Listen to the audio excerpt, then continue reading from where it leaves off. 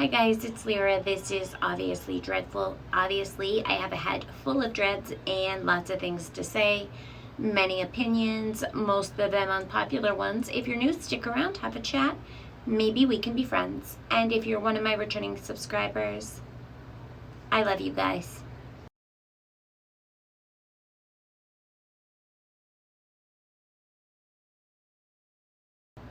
Hi guys, happy Wednesday. I hope that you're well, safe, happy, healthy, as are the ones that you love and care about. I hope that you had an amazing holiday weekend, took a minute to remember why we get to celebrate, what it's all about, and that you're having an amazing week so far and coasting yourself into another good upcoming weekend. Not a reaction tonight. I guess it depends what you consider a reaction. Maybe a reaction to some things I've seen, some things that have been going on, that kind of a thing.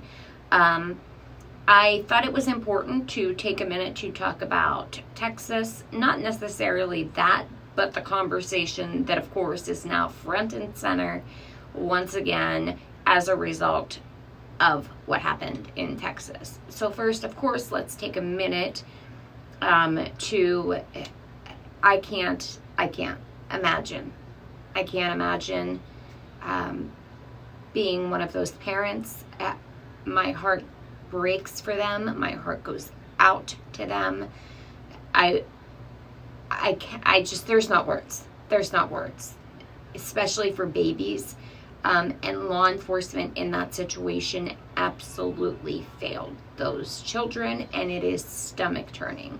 I absolutely back the Blue and support them, and I have been extremely pleased to see other officers speaking up and speaking out about what went on. I don't know who froze or why they froze and why anyone went along with that order. I don't know. There's so many things in that whole day, that whole sequence of events that led up to that. Everything that went on, it really doesn't make a whole lot of sense to me. The way he was posting on social media and it explicitly stating what he had done, what he was going to do, where he was going. I can make a post about, and it will literally be flagged and you will never see it the minute that I do it. I've had it happen so many times. Almost every one of my TikToks goes under review the moment that I post it. So I find it hard to believe that amazingly those all get flagged, but nobody's like it. I don't know. It's just all, there's all so many things that don't make sense. But my heart breaks for those families. It's inexcusable and it's evil. And that's what it is. So, of course, as a result of it, we're back on we need to ban, probably shouldn't say the word on here, so we'll say weapons. First, I would love somebody to define to me what an weapon is. Because it doesn't exist. So there's that. I guess any weapon being used in an would be weapon. Do you see what I'm saying? Like, it would have to be in the action of committing, and it's not the weapon itself. And I hope that everyone knows AR does not stand for rifle. It doesn't. It stands for Armalite, the original patent owner of the rifle. That's what it stands for. That's it. So there's that. But the bigger conversation is, okay, so now we need to ban these weapons because these things are happening and it's an epidemic.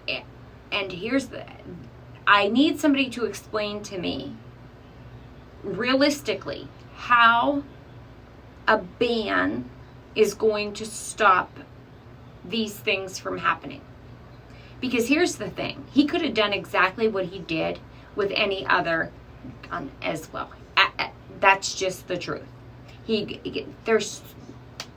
not going to go into all the mechanics of, but That's simply the truth. And anyone that, sits and thinks about it for a minute can understand that. So it's not making sense to me. How is that going to prevent anything? We also need to then recognize how many illegal weapons there are in the United States. How many cross that southern border every day? And it's in the thousands. So, no one wants to talk about that being rectified and what comes from that. So that's a big thing here too. So basically then you ban these and you leave criminals and evil armed. Because if somebody wants to do something like this, they're not going to care how they do it. That man broke more than one law that day leading up to that event. So he wasn't concerned about it being legal. He wasn't concerned about the legality of what he was doing. Evil isn't concerned about that. Criminals aren't concerned about that, or they wouldn't be criminals. And let's put some things into perspective for maybe those that don't know. Okay, so you hear that there's 30 to 40,000 gun deaths in the United States each year, and that sounds like a very large number. So of course we need to ban these weapons, right?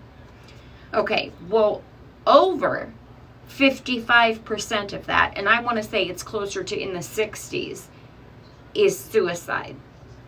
That still counts as a gun death, so it falls under that number, but immediately we're going to take away then almost, we'll just say an average of 60% of that total. So that makes that total a lot less. So now we're down to what? 10,000, 12,000 gun deaths a year. Then 500 of those are accidental discharge. Another 500 are self-defense. Then there's just so many, if you think about it, it really puts a lot into perspective. But then of that number that's left, let's say the number we have left now after we take away the suicide, the self-defense, the accidental discharge. Okay, we're taking those away because they're still gun deaths, but they're not intentional. So of that number that we have left, let's say we have about 10,000 left. 90% of that 10,000 happens with handguns. So again, I'm not sure what banning these rifles accomplishes, other than starting the slippery slope of infringing on a right that's not to be infringed upon. Because again, you're still not, and then again, we're still, none of this is all,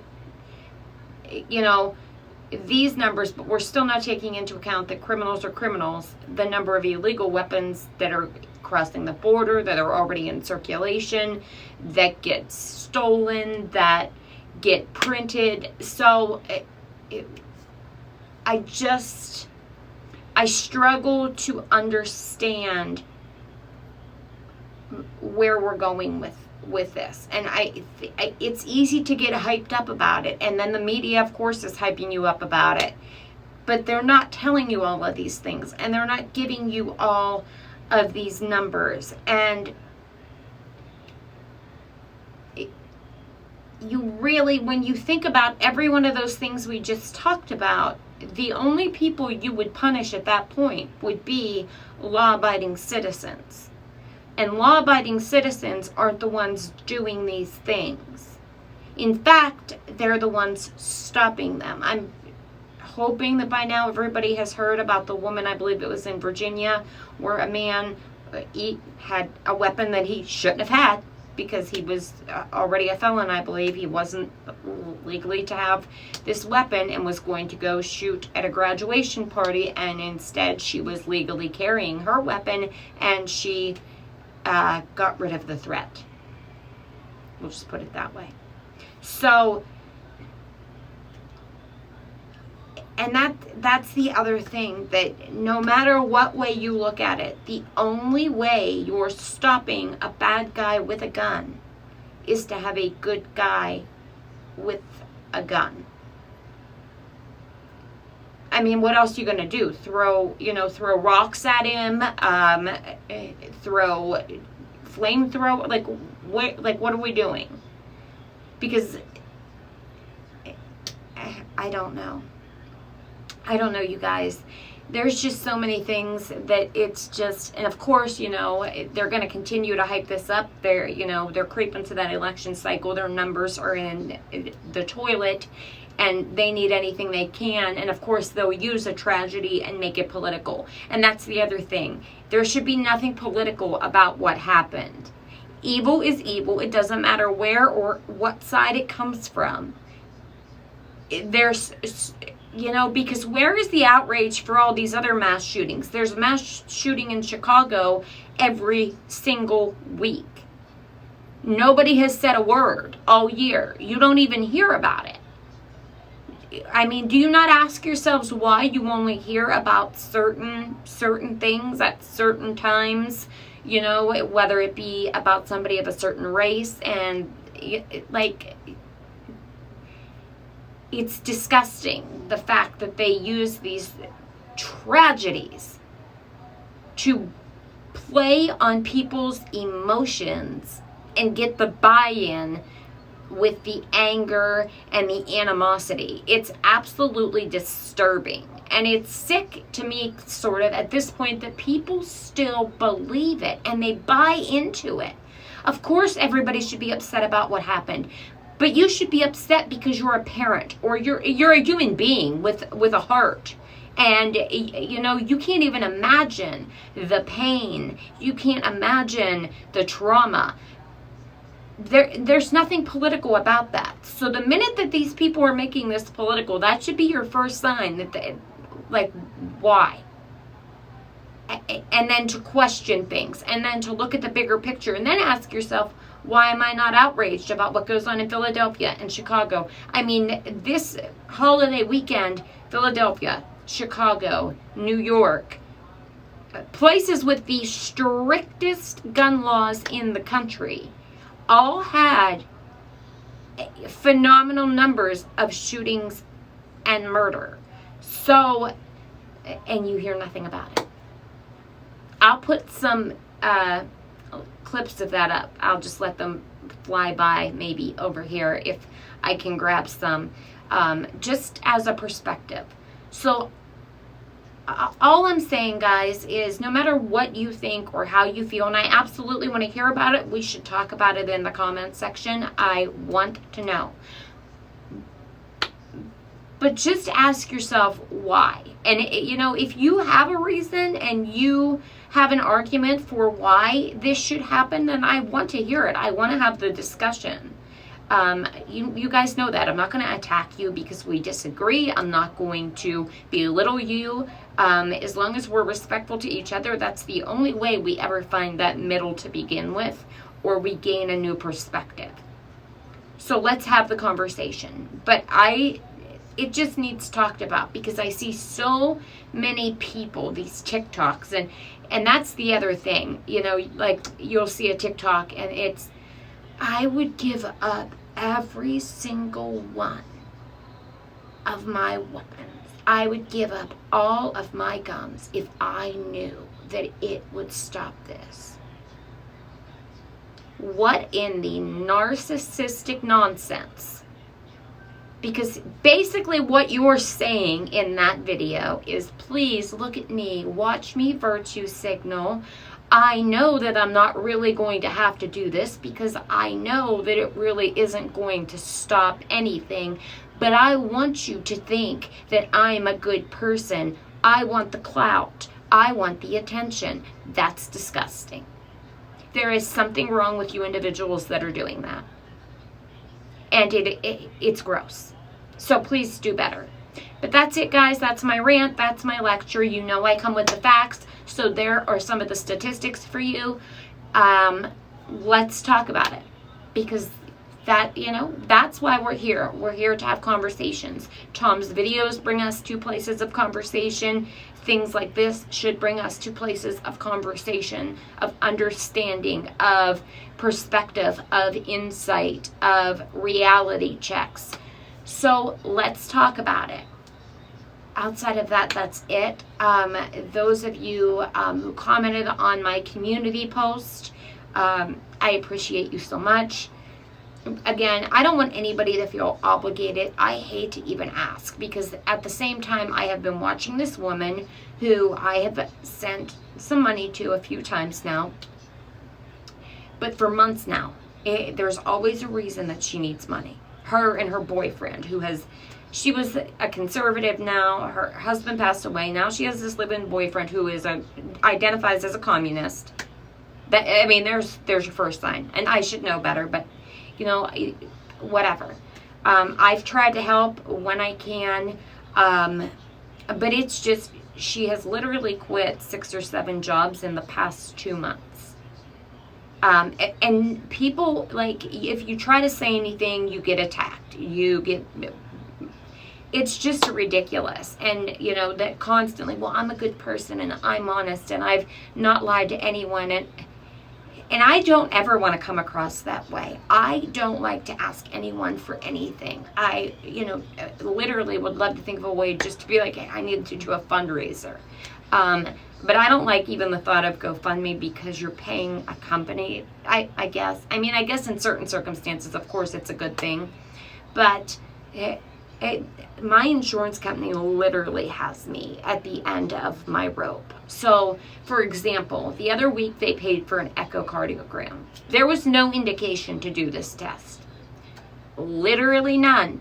But they approved it because it did also require an approval.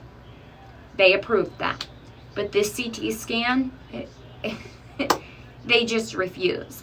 My legs have been so swollen for the past, however long I've been telling you guys, 5-6 months at this point, since I had the kidney infections, that my bones feel like they are bruised because they are constantly being squeezed. They probably are bruised.